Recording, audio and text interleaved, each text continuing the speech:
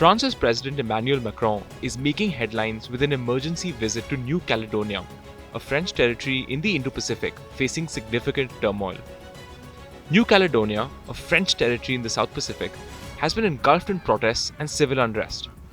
These protests are rooted in deep-seated issues regarding independence, economic disparities, and the control of valuable resources like nickel, which are crucial for the emerging industries like electric vehicles. Riots and protests have created a serious security risk leading to the evacuation of tourists from the island.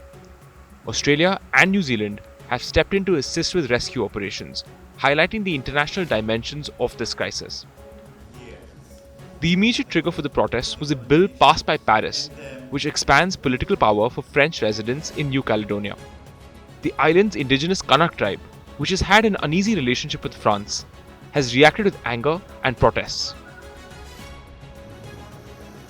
Macron's arrival comes at a time when tensions are at their peak, drawing international attention.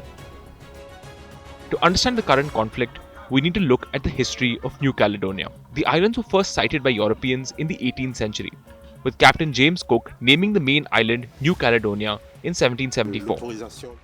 The archipelago became a French territory in 1853 when Napoleon III officially claimed it for France.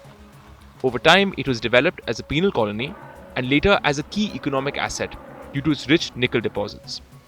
Over the years, the indigenous Kanak population has struggled for recognition and autonomy. The quest for independence has been a long-standing issue, with multiple referendums held over the past few decades.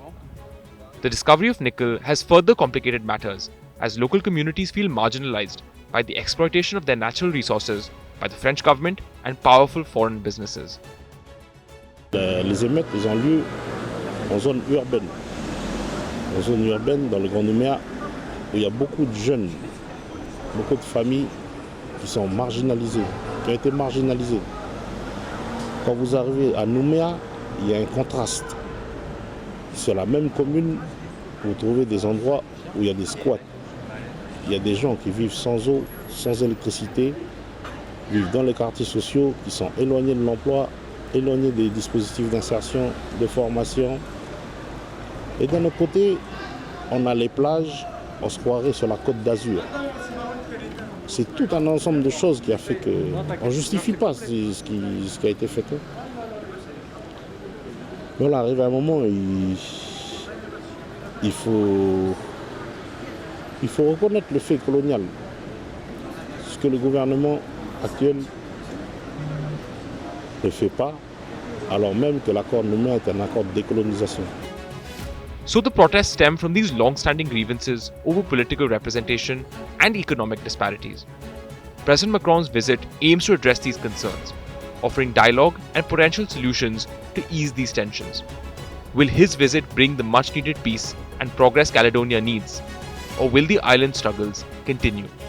Stay tuned to our channel for more updates on this developing story. Bureau Report, India Today Global.